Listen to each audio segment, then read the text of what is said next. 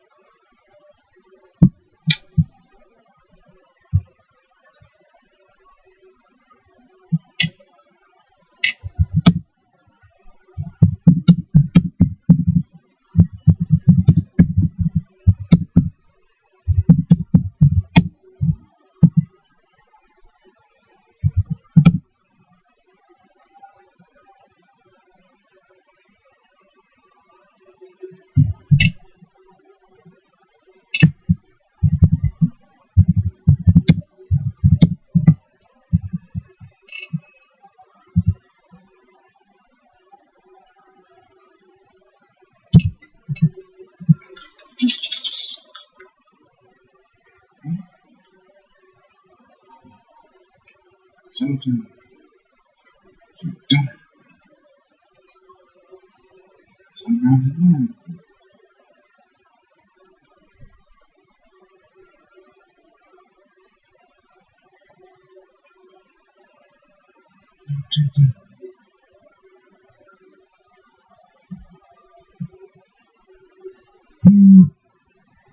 entertain.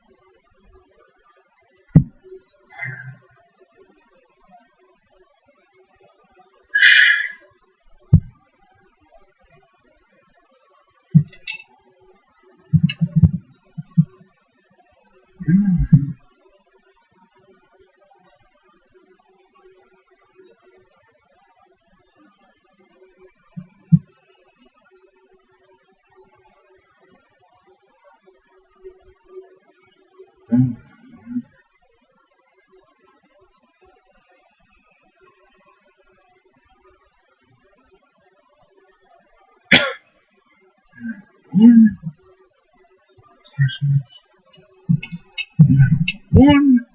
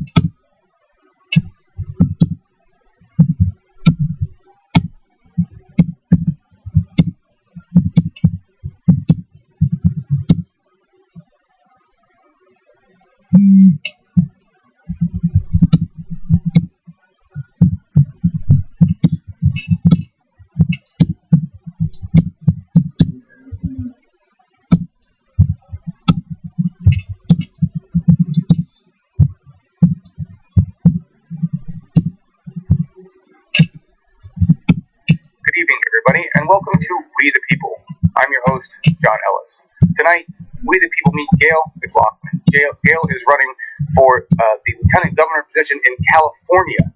It's an interesting role. We don't really hear much about the Lieutenant Governorship of anywhere, but this particular role has a lot of things you can do. I didn't realize that, but our conversation with Adriel Hampton the other day really opened our minds to this, and I'm excited to talk to Gayle about what she plans on doing in the role of Lieutenant Governor of California. So let's welcome her to the show. Gayle, thank you for joining us today on We the People.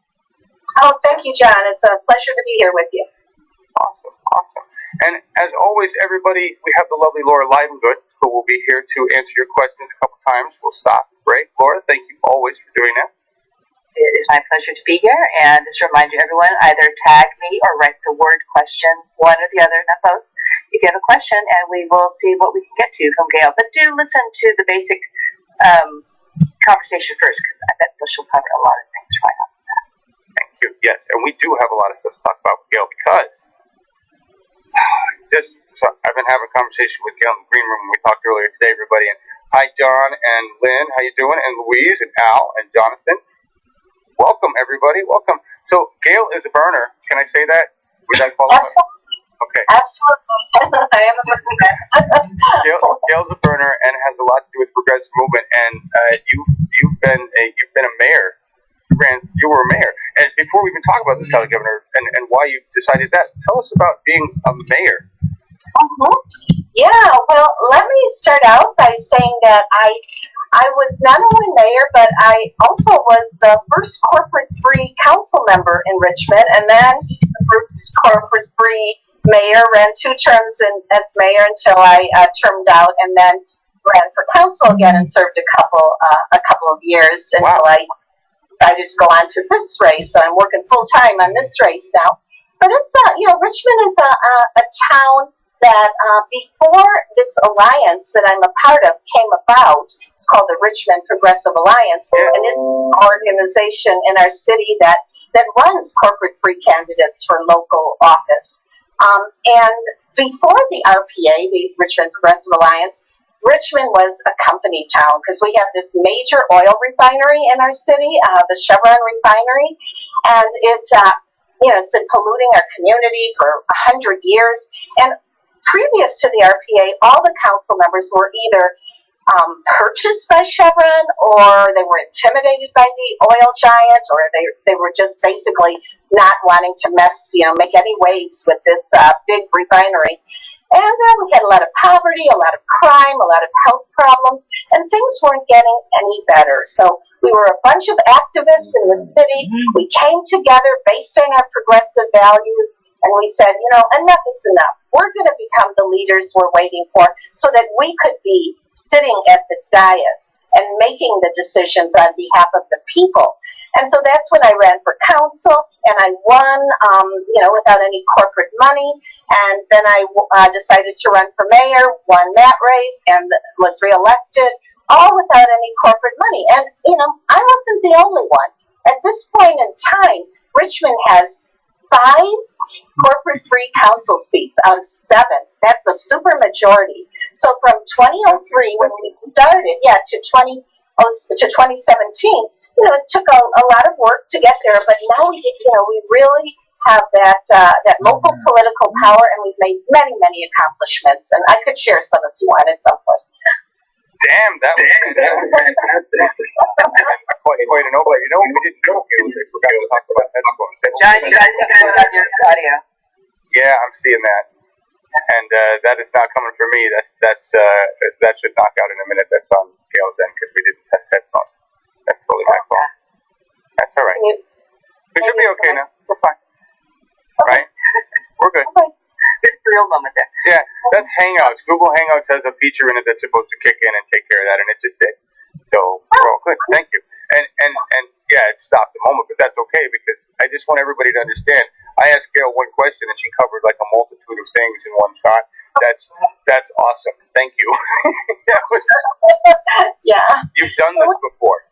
Yes, I give a lot of presentations about our work in the RPA and, our accomplishments and, like, for example, in addition to having won 5 out of 7 of the current city council seats without any corporate money, we won the first new rent control law in California in 30 years this past November. Wow. So, we've been doing firsts for a long time. We reduced crime we reduced crime dramatically. We reduced homicides by 75% in the 8 years I was mayor.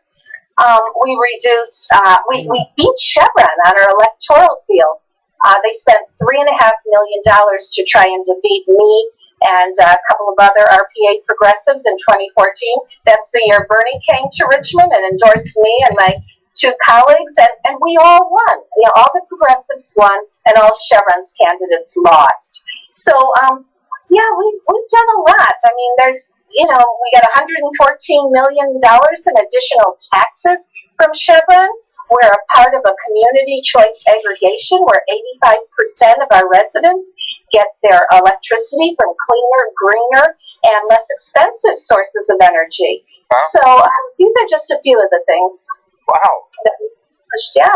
Well, congratulations. That's a lot. And I just want to show everybody, we were looking at, I don't know if you saw the slide when I ran it through. Is this the town? Like we're looking at the website for Richmond Progressive Alliance. Those are oil tanks, right? And also Chevron's oil tanks in the background there. Yes. Wow. It reminds me of Carteret, New Jersey. That I have relatives out there. Same way. It's a massive Chevron. Major oil refineries, most productive in California, multi-billion-dollar operation.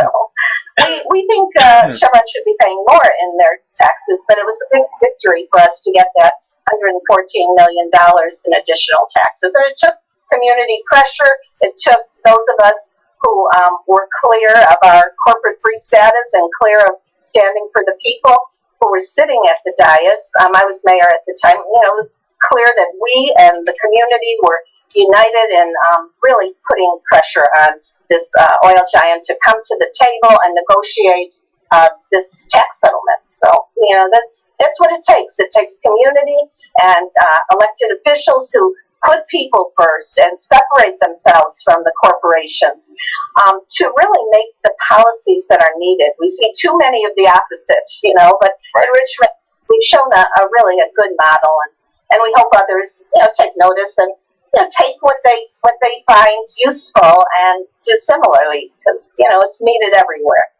Well, and I had no idea that you had made that much progress against Chevron in California, which is crazy. Right? Mm-hmm. And we could talk. I want to set. So, congratulations. That's like some huge progressive movement, right? It really is. We've gotten that reputation all throughout Northern California. Now I'm getting known in Southern California, but we're suing Chevron now, the first time ever that the city of Richmond for damages to our community, harm, the pollution, the fires, the incidents over the years. So we had a major fire in 2012 that sent 15,000 people to local hospitals for respiratory problems. So we knew, and even then, some of the council members who were not the progressives were resisting suing Chevron, but we made it clear that this is what we have to do, and we're glad to be taking them to court now. So hopefully get another big settlement from them. That's please do. That's awesome, and it couldn't come at a better time. I want to shift just a little bit to climate. But before I do, are you seeing this, Laura Livengood? I know you want to come in with a question. I see you raise your hand. We're going to come in with that question because I just want to hit what Jim Lockett said here. We were talking about you and that you were a teacher and that you kind of had this nice, when we talked earlier, you had this great teacher kind of, I said, right, teacher kind of attitude, kind of fun. But Jim says she's a badass. Gayle's a complete badass. See, we bring it out. So teachers can be badasses too. Yeah. Absolutely. I'm firm. I have a kind attitude toward people. I think we all should, that inclusive, welcoming and accessible attitude. But, I'm unshakable in my values, and people know that. That's excellent. Thank you so much for that. Laura Livengood, what do we have? Well, I've got a question about climate change. I know you're going to go to that next, but I have a question about what does a town that gets that kind of tax revenue from a refinery like Chevron, how do you balance that with wanting to put Chevron pretty much out of business and not be refining anymore? That has got to be a really tough choice because that's the economy of the town, and yet it's what's destroying the town. I know I have a friend who was affected by those fires in 2012, and I got her involved, and you know her, in the local city council, and she's quite active. So just maybe speak to that, the dichotomy that you find yourself there. Yeah, well, first of all, Chevron is here in our city. It is not going away anytime soon. We want to shift away from fossil fuels, and we say that over and over again, and we expect them to run a clean, safe refinery in the meantime, and they've gotten many fines because of that fire, and they have to replace equipment, $20 million worth of equipment they have to replace. So our community suffers as a result of it being here. And they have all their infrastructure here. They've got a great location on the San Francisco Bay. They're not going to move right away. So we need to get our fair share of taxes while they're here. And we need to keep pushing them to first of all, reduce their emissions and get that safest, cleanest refinery in place, but also to start transitioning to renewables. If they want to, they can transition and build a different kind of an operation. And they need to train their workers to shift into the new renewable jobs. We don't want the workers there to have to be without jobs. So yeah, it's been pretty clear that we want to shift to a renewable energy future in Richmond, and Chevron, of course, is a big bully that is resisting that. But we have a major climate action plan in Richmond, and we are pushing them to reduce their greenhouse gas emissions. Right now, they have the highest. They are the highest greenhouse gas emitter of a single source in the state of California.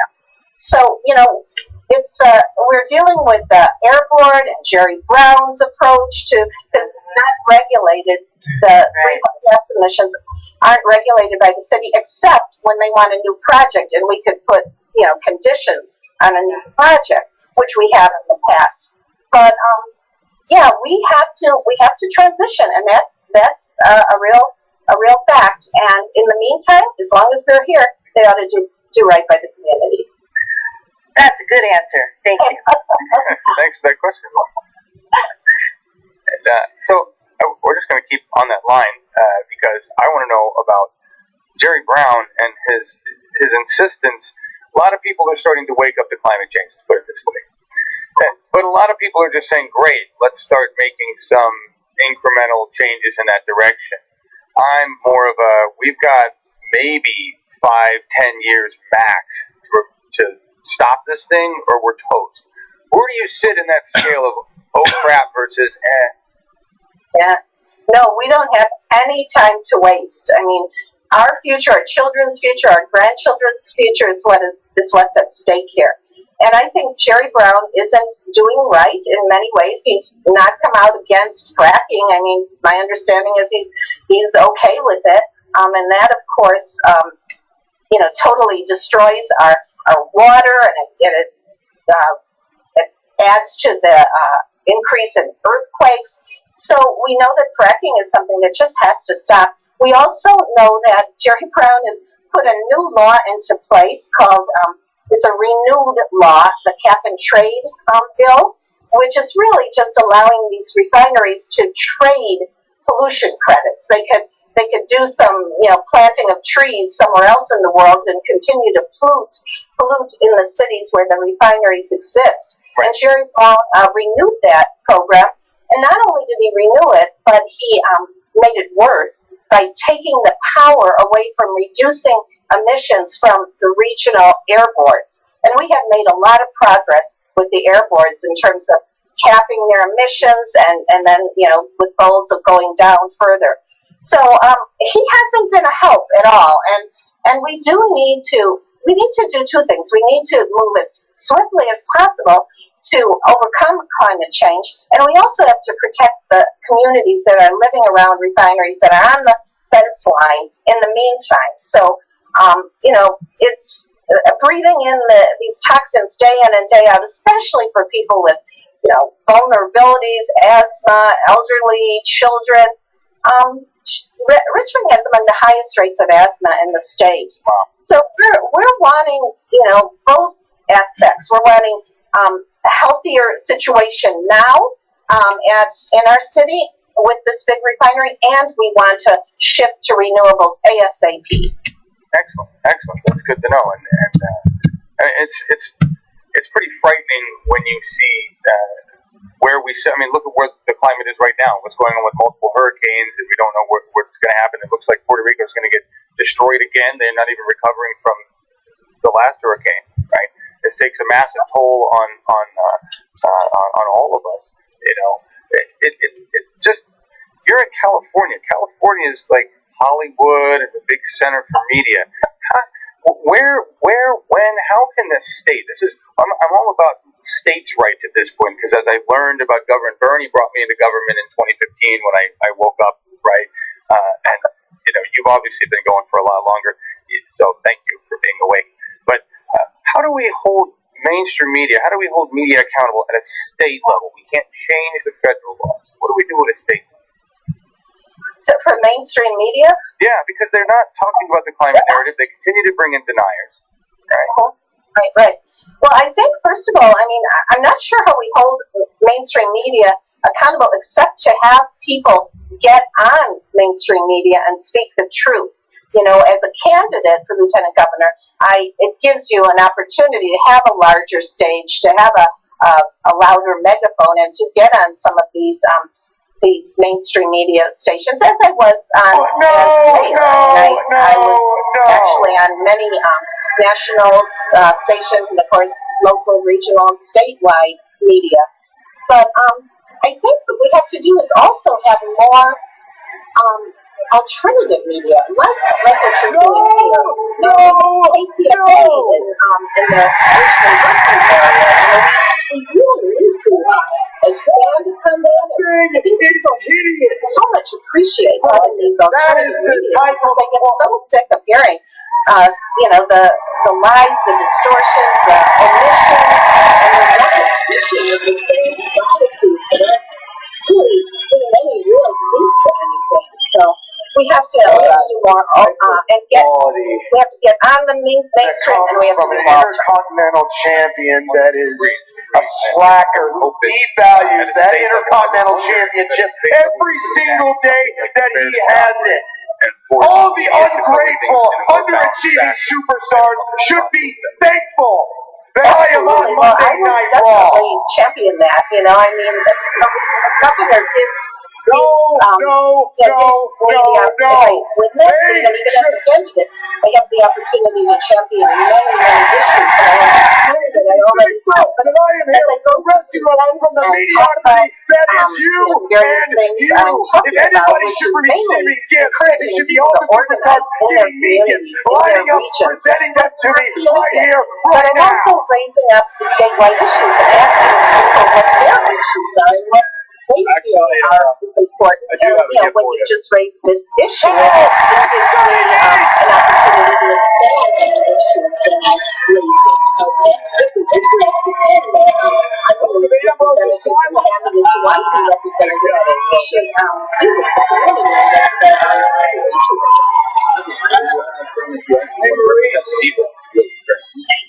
Absolutely. You know what There's happens no when you're married to the Miz? run, and as far as I'm concerned, I never had any aspirations to run for city council, for mayor. You know what happens except when your to husband keep is a doing stupid organizing idiot? and make space for the community to empower itself and to help represent the community's needs, the people's needs, rather than having the corporations dominate the things that they want. For decades, there was a word talked about community needs and really coming up for the Miz. I can't believe Jericho would dare put police on that filthy lip. even decided to run for president, he was talking about that, and he put the he really shed a light on Richmond's work, saying this is the kind of organization, the RPA, that other cities should build. And if Richmond could beat Chevron, we will give hope to other cities, and of course we did. That was the year they spent, Chevron spent $3.5 million trying to beat us. So it's kind of this organizing effort is what I'm continuing to do. It's why I got into office. It's why I continued in office, and it's why I'm For the last 2 months, statewide effort. It's all about building that movement, continuing the momentum that Bernie always talked about. Happy-go-lucky leper Sami Zayn. Well, you know what I did to Sami Zayn last week on Raw, right? Just kind of right And that new way. iPhone 7! Great success. We're going to talk about what the lieutenant governor does And that's so that two lucky nobody people really knows can call in a the minute, family. and why it's a great position to be in. All right. Enough. You know what?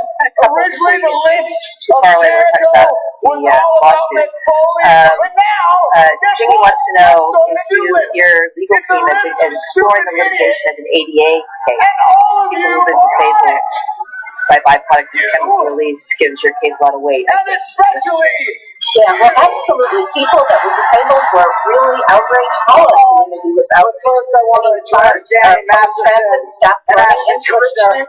AC How Transit dare you, buses stopped running. People could not get home to Richmond from where they were working, and people who worked in Richmond couldn't get out of Richmond. And a lot of Nobody were is disabled better people, friends and than me and Kevin Owens. So it was let's really a horrendous, to show up traumatic to Los experience. Angeles next So week. yes, we're raising that issue. We have a wonderful legal team, I'm going to and we're raising the issue of how it harmed and how it presents a real horror for us all. That we have, the sirens go off in Richmond once a week to test. It's a test siren. Where you live in Richmond, so I don't live in Richmond. I live in San I told you. Francisco. You shoot me from Very the side. familiar. Okay? This is my better. You know what? the siren goes off as a test.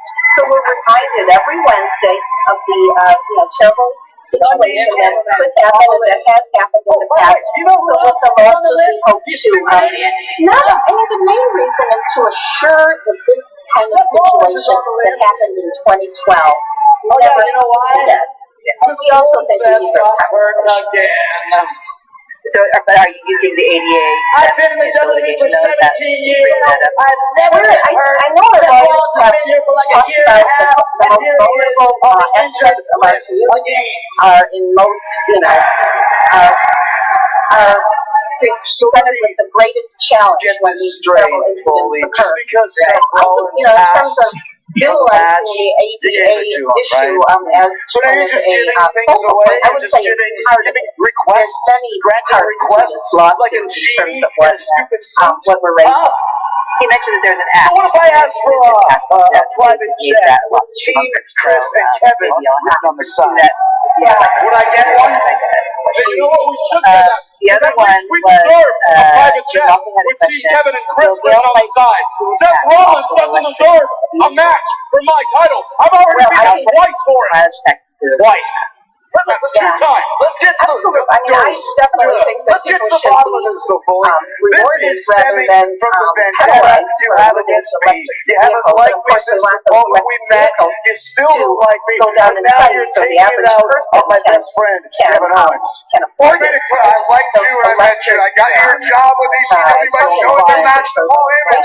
I have not liked you for 19 all over years. the state. That's safe to say. Okay, so let me ask you this. So you're going to put him Yes, I'm I going to be really universal champion. penalized for It's getting a elected. potentially career I just want to give a shout out to our known as Hell in a viewer, Cell. The most Zechariah Wilbur, dangerous who is structure listening to the in show history and of driving the tax WWE, Richmond. and you're putting your That's champion at risk. So shout out to Zechariah. career. And he says, and his windows are rolled up. Okay, As they always are. That's right. You know what?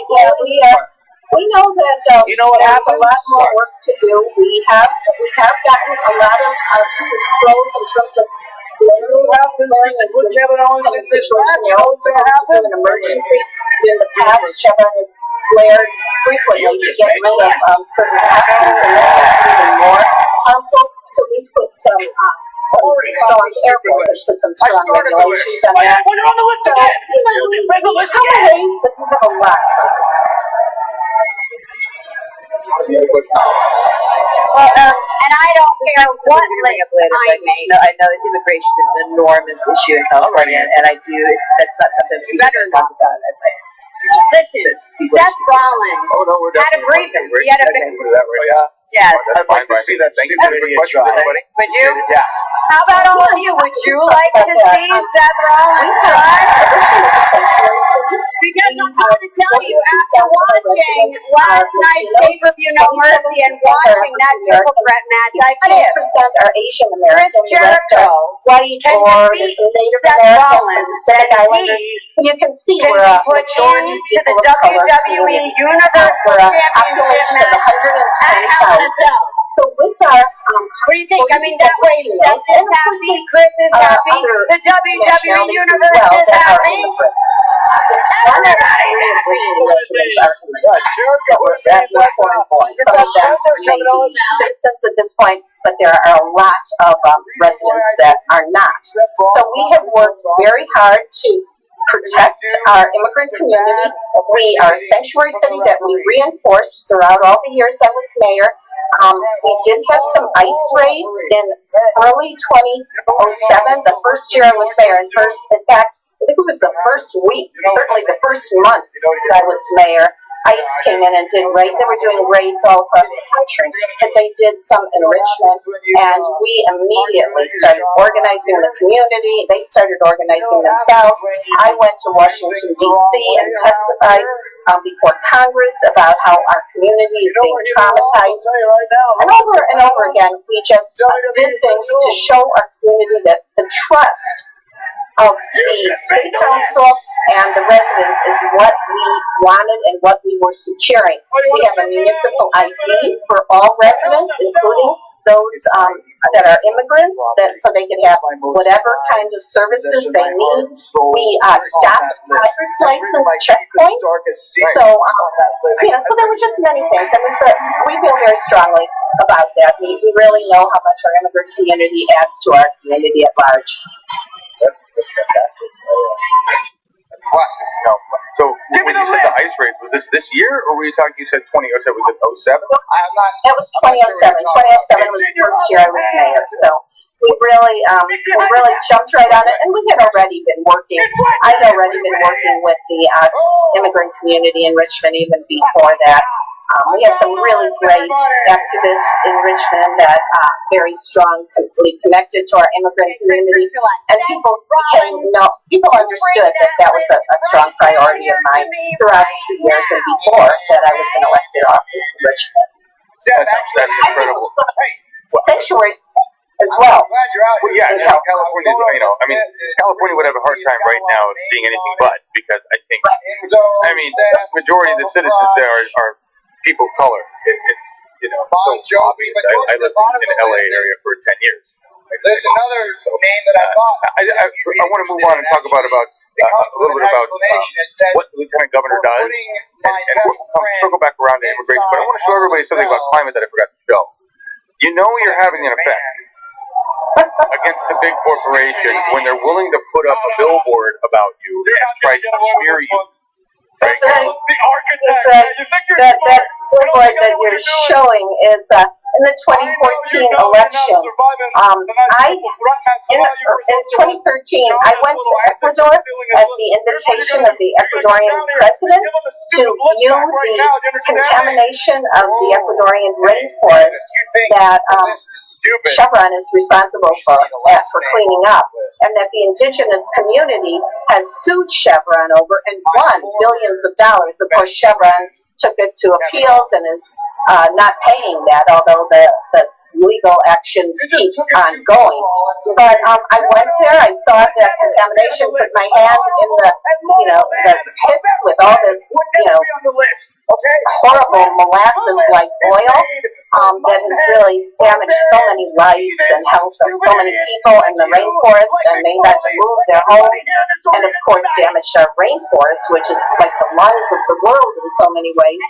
So Chevron wasn't too pleased that I went and built solidarity with the community of Ecuador, saying, hey, Ecuadorians, I know you're suing Chevron. We are too for damages to our community. And so I was there to build solidarity. And like I said, the president, the government of Ecuador invited me, and they paid for it. So there were no city taxes and city money involved. But Chevron was still going to try and tell the community misinformation, that I was spending money and going globe-trotting all over. They were trying to portray me as, someone who was spending so much time overseas, when that was not the case. Every other council member spent more time on trips than I did as mayor. And we had researchers, we had our journalists in UC Berkeley research this, and I was clear that the community knew I was very much a present, community-involved mayor. So it was kind of laughable. But, that's what they do when they want to stop you. Yeah, absolutely. Yeah. They bought up, that was just one billboard. They bought up every single billboard in the city, except for, I think, 3 or 4. We managed to get those 3 or 4 to put up our candidates. But they, and they even went as far as Berkeley to put up billboards so people could see them from the freeway. So people would, when they were driving, if they were from Richmond, they would see these, and they thought, that people would pay attention and not vote for me, but the exact opposite happened. I became number one of the three, there were 3 council seats open that year. I had turned out as mayor running for council. I won the top spot in the council. So, it takes years of building those relationships, but it can be done. So, in spite of millions from a giant oil refinery. It's incredible. That's a lot of money on billboards. Well, there was other things as well. The billboards was certainly one of the things they were spending their money on. Wow. So let's just get to this. Tell us what the lieutenant governor actually does, and then tell us what you actually want to do with the job when you get there. Thank you very much, John. So first of all, the lieutenant governor is a position that it's separate from the governor. You don't run on the same ticket, like a president, vice president. Oftentimes, and most of the time, I think in the past, they have been either different parties or really different visions for the state. So I'm running separately with my own vision, which I believe is the vision that Bernie put forward, and all the local revolution groups are standing for and organizing around. So what the lieutenant governor does in terms of the tasks, he or she breaks a tie. He or she is the president of the state senate. Okay. And they only have a vote when there's a tie. They break the tie. So it would be, I would be a tiebreaker if needed. Also, the lieutenant governor serves on the State Lands Commission, which is a very, very important commission because, state land is where oil extraction happens and many other dangerous things that we want to stop. So I would be on that board. It also sits on the UC Board of Regents and the California State University Board of Trustees. To organize students to hear what their needs are. Of course, Free College California, so I can use the bully pulpit from those boards. Have the students join me in calling for this free college and ending debt and all that. And there's other things like Economic Development Commission that the Lieutenant Governor sits on, and I plan to advocate for a state public bank from that commission, but also for affordable housing and, truly affordable housing. Put give tax incentives for really low affordable housing and raise the taxes on luxury developments. That's one way to really assure that we have the kind of housing we need and ending homelessness and so economic development and the way that helps the people, and in particular those in most need, is one thing that I will be paying a lot of attention to. But the main thing and this is, it dovetails with all this. This campaign, and my campaign for Lieutenant Governor, and then when I win, because I am running to win, I will continue the effort in this way. It's really an organizing campaign.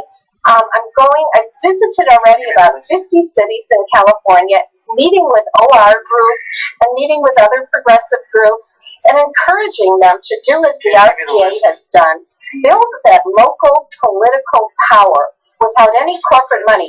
Step up, run for local office and telling them you can do it. You don't need to be a government expert. You just need to be, collaborative, and you need to have principles and have some courage and step up to the plate. And you need to build an organization.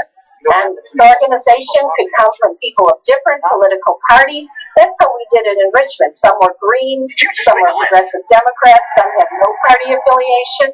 So I'm encouraging these progressive alliances throughout the state. Many have already popped up. And talking to the OR groups. And so, once I'm elected, I will be working to help network groups together and to utilize the position of Lieutenant Governor to continue to organize so we can get those statewide issues in place that we need.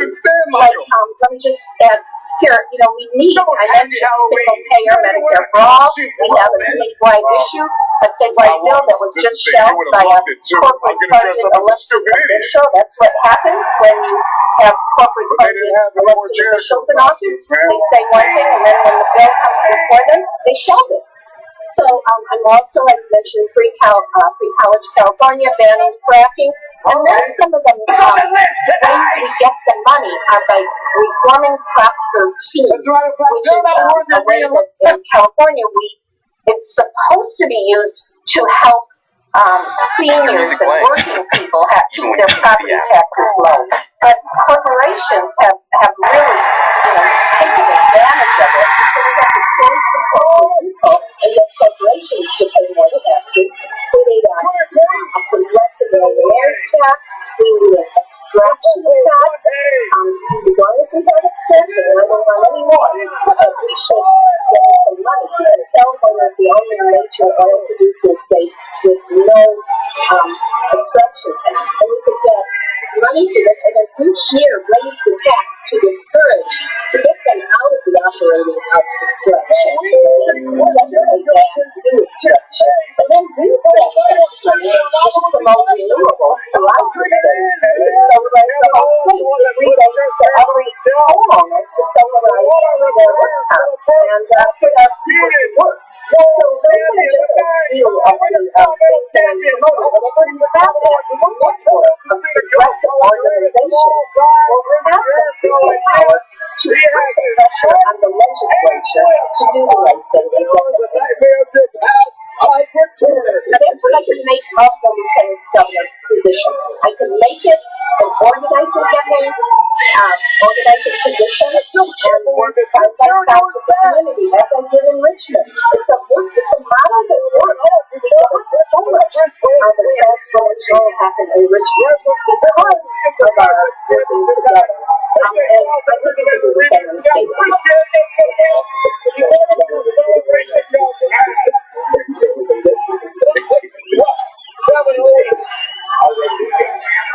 And people were talking about earlier, and I just want everybody to see this. Gayle is sponsored by at least 12 other states, because there are more other groups, including welcome back, man!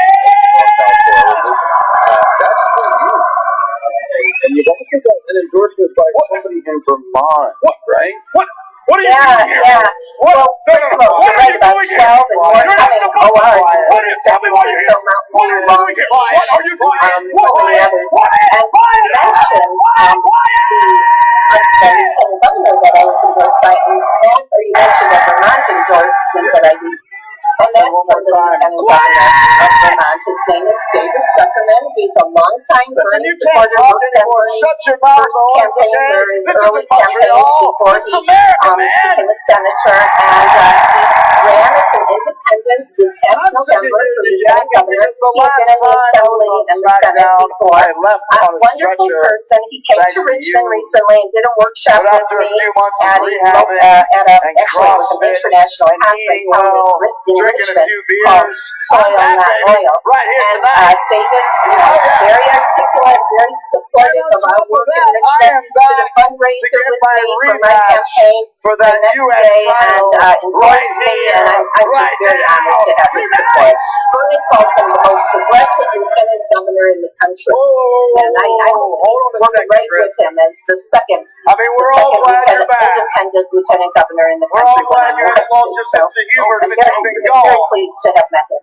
But a lot of things have changed. A lot of things have happened. Bernie's endorsement, and as of right now, I expect you will at some the point next down guy the road run as well. for that United States Yes, I championship. very much hope to. Like I said, getting all these local OR endorsements, and already have my application in with the national OR, and Bernie, right in touch with all these groups. I just want to tell everybody, and we've had Ahead of me, trying to butt in line ahead of me, AJ.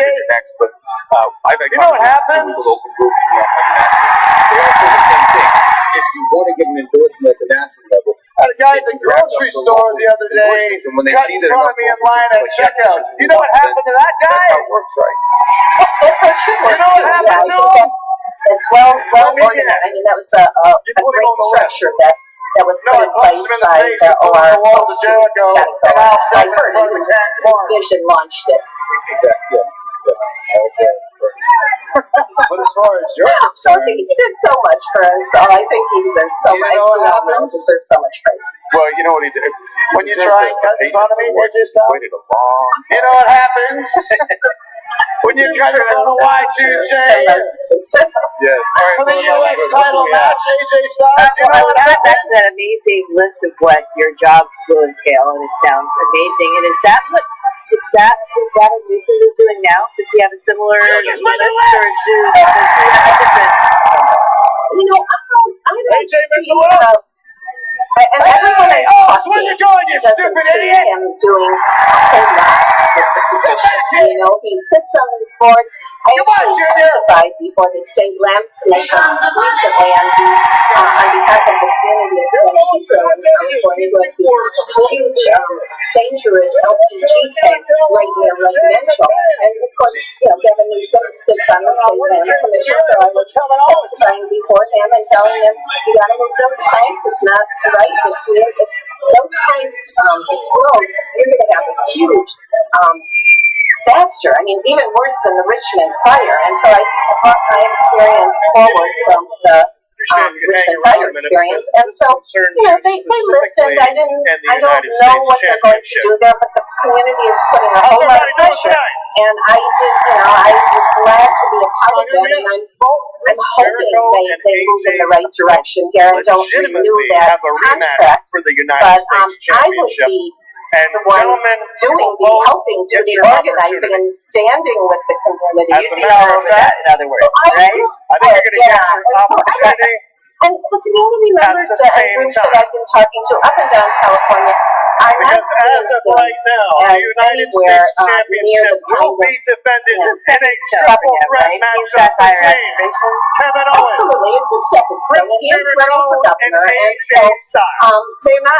there isn't a support among And a main event the matchup of groups this I've been magnitude, talking to. All it's the not OR gonna groups happen are at having WrestleMania. many concerns about Far it. away. So That's not even going to I happen don't at think he's made SummerSlam. use of that position at all. I think he's given a few words here and there, and then he basically right here, here's another role that the lieutenant governor has. The lieutenant governor is the acting governor when the governor is out of town.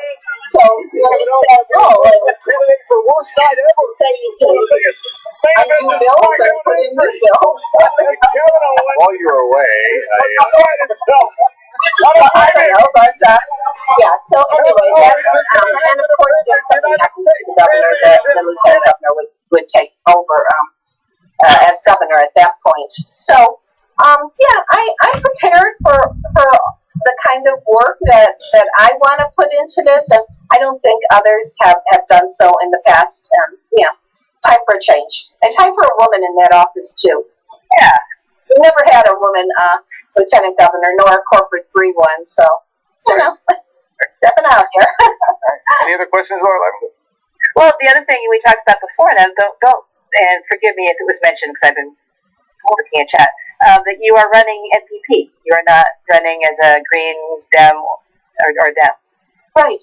I used to be a Green Party member. I was a Green Party member the whole time I was mayor, and you know, up until early last year, when I decided to switch from Green Party to NPP, no party preference, because in California, of course, NPPs, people registered NPP, can vote for a Democrat for president in the primary, and I wanted to vote for Bernie. So I changed my registration to NPP, and then I decided to stay NPP. I still hold those green values close to my heart.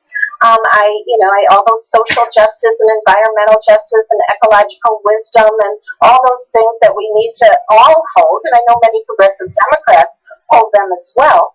But I decided to stay NPP because it's the top two vote getters in California in the primary, so it doesn't matter which party or if you have no party, it's just if you make the top two votes, then you go on to the general election. So in some ways it's nonpartisan, the statewide races.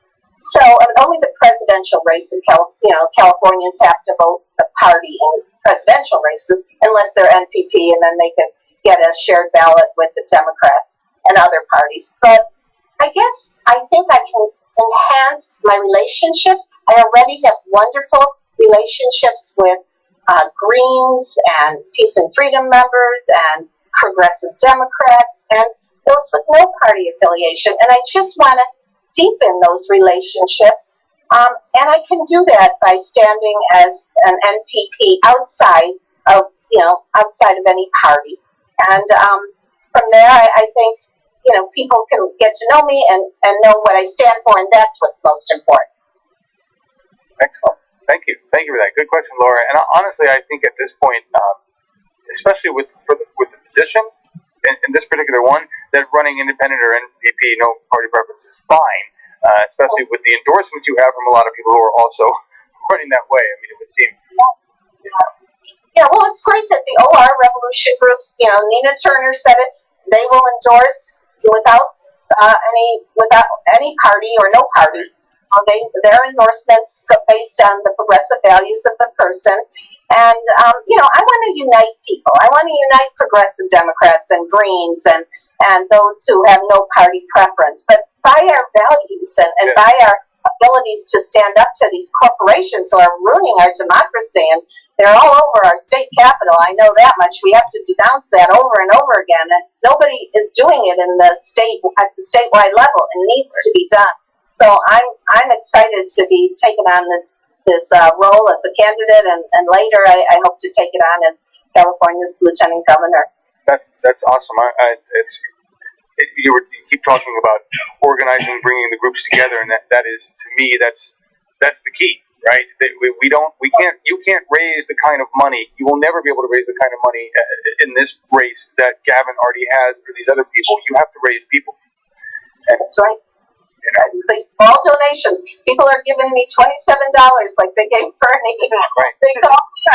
An article called me the Bernie Sanders of the East Bay, which I'm humbled by, very honored by, but I'm definitely interested in getting those small donations and whatever people can give. It's how we and it's that unity, as you're saying, building that movement, because one person cannot make the kind of changes that we need in our state, in our country, in our world. It takes that civic mindedness of people activated city after city after city, so that we really have that political power to address those corporations that are just really taking us off a cliff.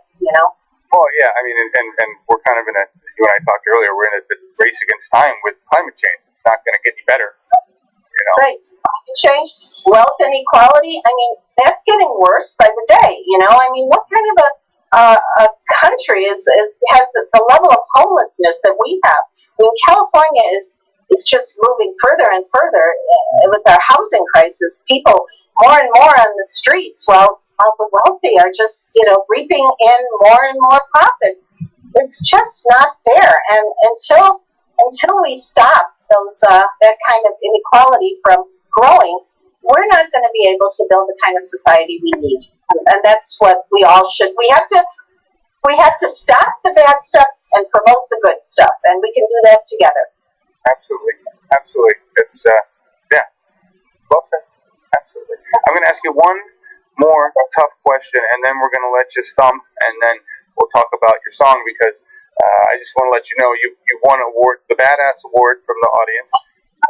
You've also, Jim Lockett also says you're a deadhead, so what can't be liked? All right, so Badass Deadhead Progressive runs for Lieutenant Governor of California. Yeah.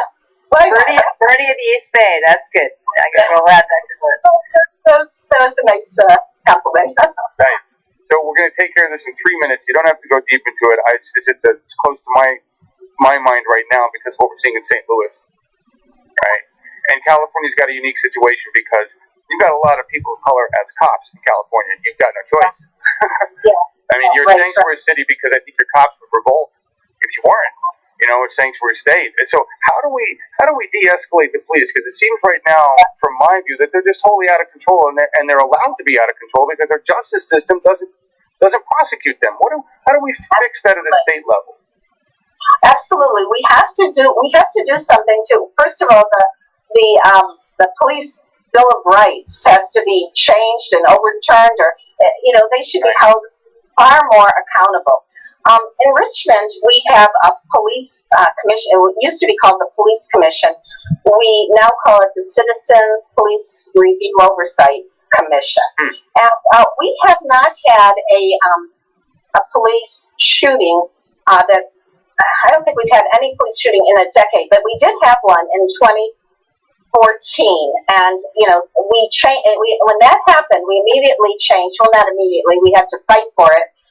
The Police Commission ordinance to make it stronger. So now it's one of the strongest in the country. Anytime there is a shooting that ends in death or serious bodily injury, an immediate investigation of this commission is begun. It doesn't have to wait for any paperwork or whatever. The family doesn't have to file anything. It just automatically happens. So that's a step that will hold them more accountable. One thing, the Black Lives Matter movement, of course, is a wonderful, wonderful, strong movement in our country. And one thing that Richmond has, to our credit, is our previous police chief, a very community-involved police chief, and who helped change the culture of our police department. It's not 100%, perfect by any means, but we did have a really strong community-involved police force. We still do, because someone took over for the chief that was equally. But one thing he did is he stood at a Black Lives Matter with me as mayor and our vice mayor, holding a Black Lives Matter sign in uniform, and it hit the press nationwide. He got some flack from his officers for that, but he stood for it. We have to make relationships with our community, and our people of color community deserve to know that our police are not, and are building relationships with them rather than having this hostile attitude or this, knee-jerk reaction. So there's a lot that has to be done to change this hostility, this knee-jerk, this racism that we have in our state, in our country. So I'll do everything I can as Lieutenant Governor to put into place any kind of laws or revisions of laws that hold the police more accountable. That's fantastic. I didn't even know. I just want to ask you real quick about the ordinance you're saying, because I didn't even know this was possible. So it's a community commission that investigates the issue. What happens if they find wrongdoing? Is there a way for them to enforce consequences? Right. So they have a hearing officer that conducts the investigation and then puts the information before the commission, and then the commission makes its decision. And its decision is then put before the police chief. And if the commission and the police chief have different outcomes in terms of their rulings, then it goes to the city manager. Now, one thing I always thought is it should go to the city council. We weren't able to get it changed to that level, but because we didn't have a supermajority or even a majority on the city council at the time. But I believe that now we have a supermajority, and if the final decision rests with the council, and you have a true progressive council, then you can be assured of a better outcome. So that may be something that gets changed in the future. So that's incredible. Everybody in the audience, we talk about this all the time. I didn't realize it was happening in Richmond, but no, what you described to us, Gayle, basically is a full takeover of a town by progressive, issue-based, and that's amazing. And you are controlling the town. You're manhandling the police. You're manhandling Chevron. I mean, manhandling in a not man way. You know what I mean? I know. Yes, we've got the control. We've got local political power. Yeah, that's what it takes in every city across this country is that, and you've been working at that, and I think you would be fantastic at doing that for the state of California. That's just great. Thank you, Jen. I really appreciate that. I certainly want to give it my best as we go forward.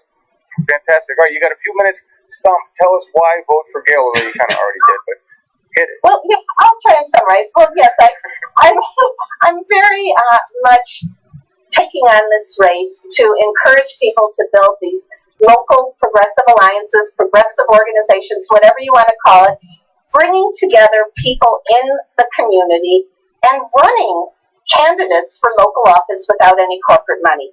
But it needs to have that organization, and not only during election years, because too many times you build something in election years and then the non-election years, the whole thing dissipates. The RPA, our organization, is a year-in, year-round organization. I mean, in non-election years, we organize around the issues.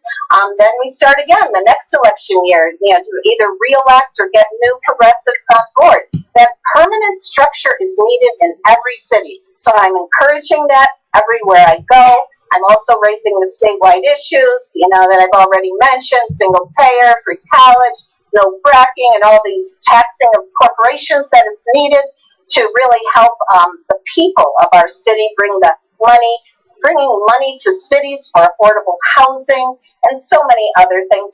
Defending our public schools against the expansion of charter schools. Going against the privatization of prisons, putting money into reentry services.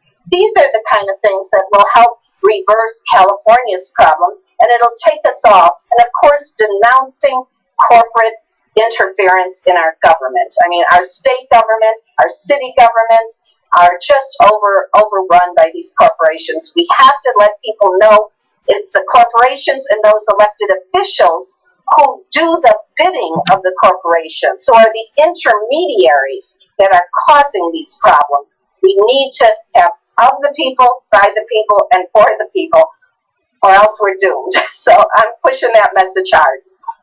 Awesome.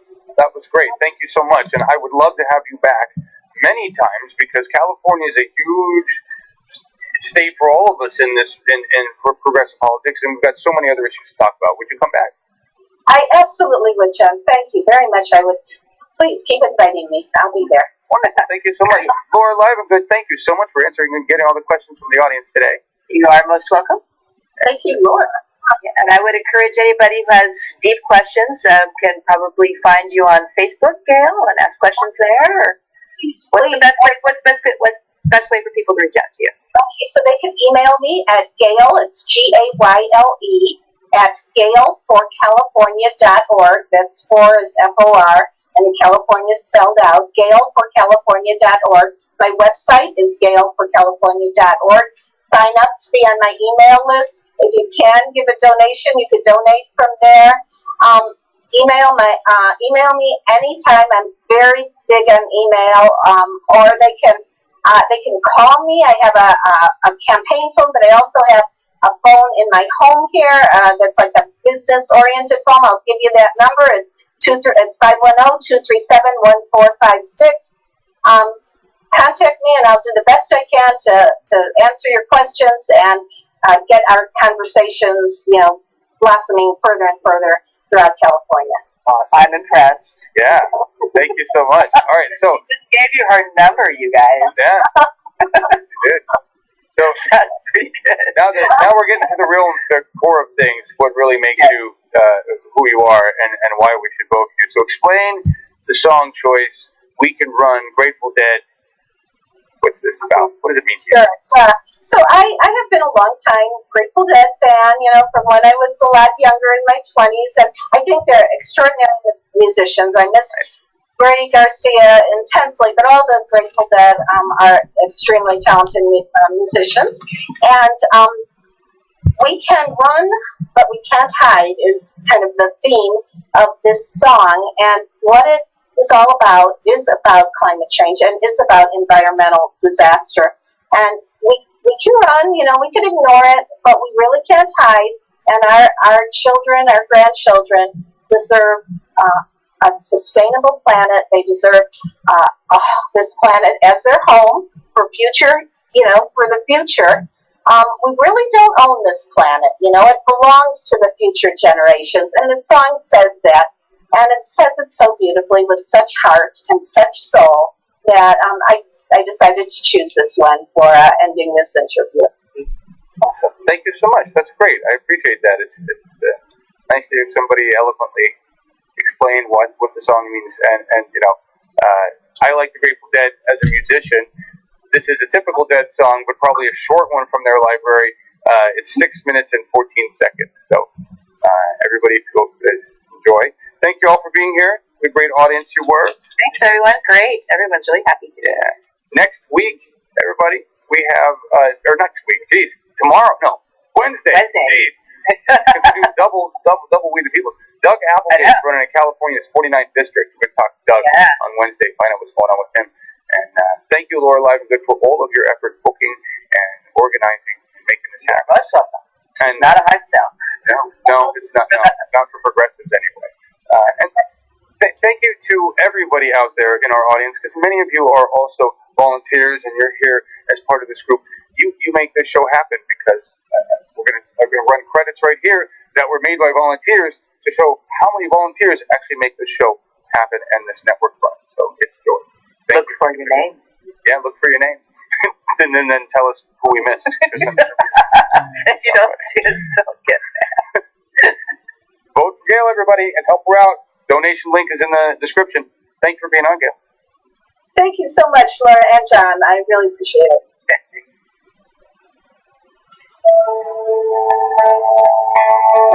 And this is live, Hampton, Virginia, 1989.